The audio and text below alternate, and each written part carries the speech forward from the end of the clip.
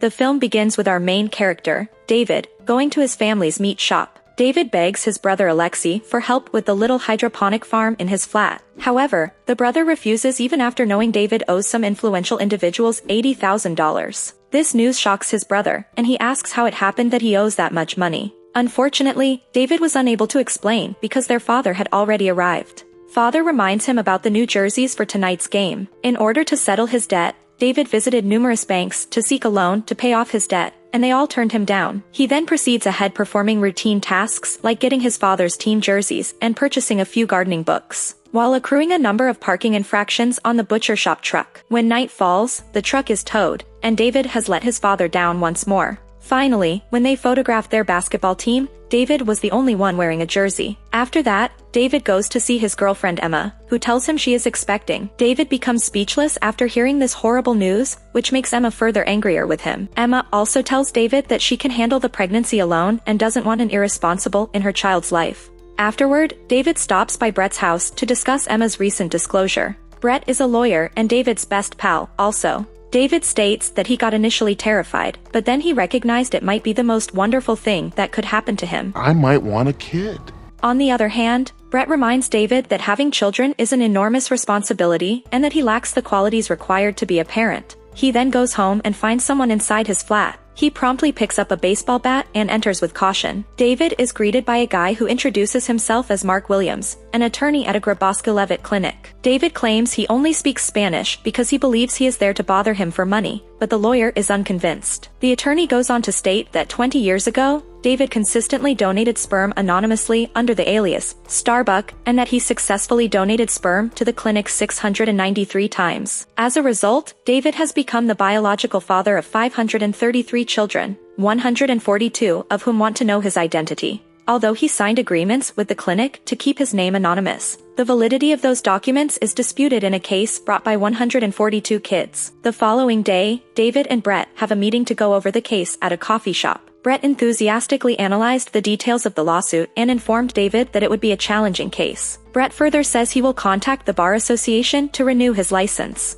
Brett then hands David an envelope with data about his 142 kids. When he comes home, despite Brett's warning, he opens it and peruses one of the profiles. The following morning he approaches Brett and asks him to watch one of his children. A professional basketball player named Andrew is participating in the game. The two people turn to gaze at Andrew, David's son, who had just given his team the victory. After the game, David tells Brett how proud he is of one of his kids. Following that, David visits Emma and promises that he will do everything he can to convince her that he is the true father of their child. When David arrives at the meat store, Alexei laments about his lack of sleep due to his newborn kid but can't stop gushing about how much he adores him. Finally, David informs Alexei and his father about his girlfriend's pregnancy. They both congratulate him but are startled that David has a girlfriend. The next day, he makes a trip to his second son Josh's place of employment, a coffee shop. While placing his coffee order, he observes Josh's demeanor. David advises him to smile more frequently. However, Josh blows his equilibrium and informs David that, as an actor, he doesn't feel comfortable working as a barista. Josh continues by saying that because he is stranded at the coffee shop, he will miss an audition for a significant role. David considers his son's condition in the vehicle and returns to advise Josh to leave while he attends the business. Despite being nervous at first, Josh accepts the offer, and David hands him the keys to his vehicle so he can be at the studio on time. There is a big queue of people waiting for coffee, but David ends up serving everyone terrible coffee, and one of them admits he is the owner. When David recounts the scenario, the owner claims Josh is a lousy actor and that he has been dismissed. Josh immediately understands that he lost his job when he returns, but he doesn't care since he has landed the part in the movie. David is thrilled and proud of his son. David then takes out another profile and shows up at a beautiful young girl's apartment, pretending to be a pizza delivery man. David discovers that his daughter Kristen is facing financial difficulties. As a consequence, David informs Kristen that the pizza is complimentary, and she directs him to set the pizza on the table and promptly depart her apartment. When he glances into the bedroom, he notices that she is unconscious due to drug use, so he quickly takes her to the hospital. Although Kristen has healed, she is still unable to leave the hospital without a parent signing the necessary paperwork. Kristen claims that David is her father, but she is clueless that this is true and tries to persuade him to sign the papers so she can go.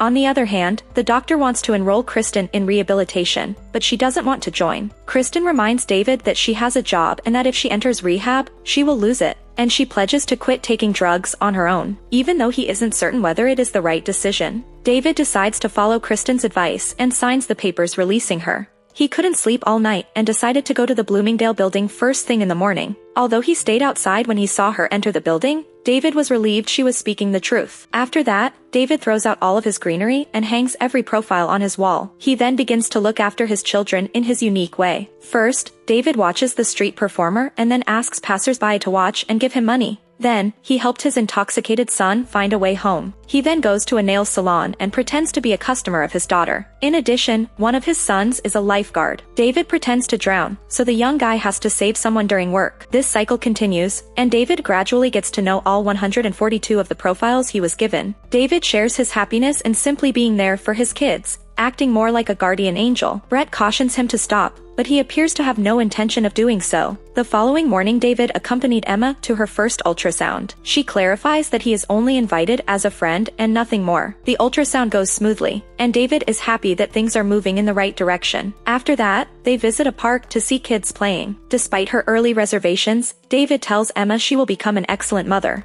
Emma is pleased to hear it and designates him as a father on probation. David then picks another profile and follows one of his children to a hotel where people gather. He hears the speaker and understands that all 142 of his descendants, who had all filed a lawsuit to learn his identity, are there at the meeting. David attempts to escape, but regrettably, he draws the panelists' attention, who take note of him and ask him for his opinion on their predicament. It doesn't matter who Starbuck is, regardless of what happens with their hunt for Starbuck. They should be grateful that they have discovered their brothers and sisters. Kristen spots him as he walks out of the meeting. After a short exchange, David makes an excuse and departs right away. At that point, Brett appears and insists that David stop seeing his children since it could jeopardize the lawsuit. However, the two were unaware that one of David's children had overheard their conversation. When David goes home, he is attacked by the people he owes money to, and he swears to repay them. David then decides to phone his pals to ask for a loan of cash. Instead, David is shocked to meet one of his descendants, who introduces himself as Vigo. He informs David that he overheard them and invites him to spend time with them in exchange for not exposing him to his other children. David has no choice but to cooperate. David then accompanies Vigo to a basketball game for his family, where Vigo plays embarrassingly poorly but still has a good time. The next day, he brings Ryan to camp, where they watch the sunrise with his other brothers and sisters. They spend the day engaging in fun group activities and bonding with all the kids.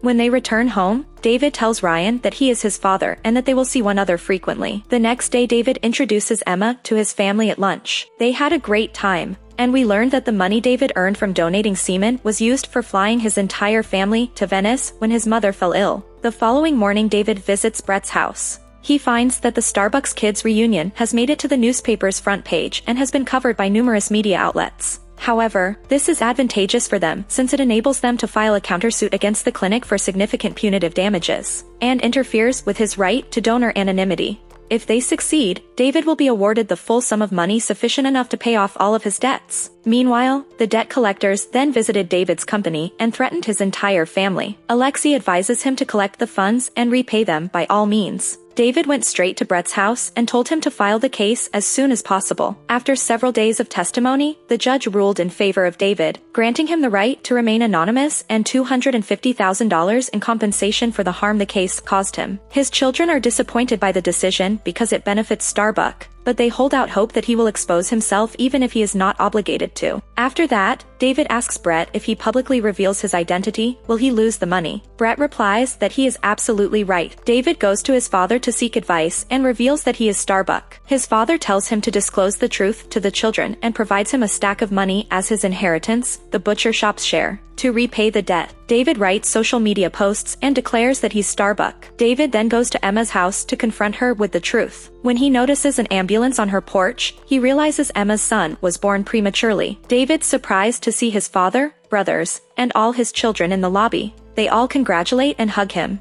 David proposes to Emma, and when she accepts, he reveals the truth that he's Starbuck. Why are you always scamming? She panics, but he promises her that everything will be fine and that they will have lots of free childcare, which reduces her anxieties. She finally agrees after much persuading, and the children gather to greet Emma's child. So that was Delivery Man. If you like this video, don't forget to like, comment, share, and turn on the notification so you won't miss the next recap. Until then, cheers.